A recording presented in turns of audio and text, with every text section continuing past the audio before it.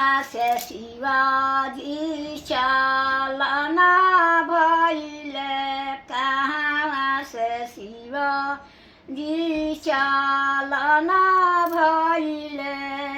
ए कहाँ में लावेले प्याम आइले, शिव के आसन है।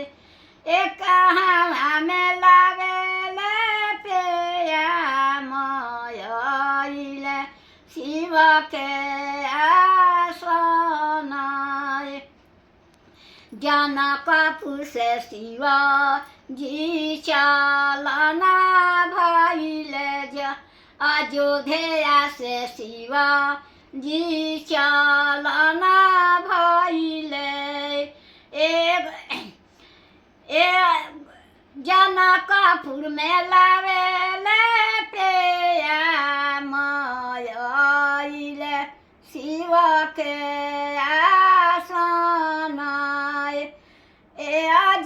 जनकपुर में लावेले प्याम आइले, शिव के आसन। रोवेली गौरा हो कना कोई, रोवेली गौरा छना कोई। ए ना शिव के माई ना बाप आइले, शिव के आसन। ए ना शिव के माई ना बाप आइले, शिव के आसन। आँगना बाहर हिट चेरिया तो आव रुलौरिया नुए। ए राम के चरिया डासी दे सुतयाजु राम चाहिले। ए राम जी के सरिया डासिया बहु राम आज चाहिले। चेरिया के हाथ चेरिया नायारो गोबाराई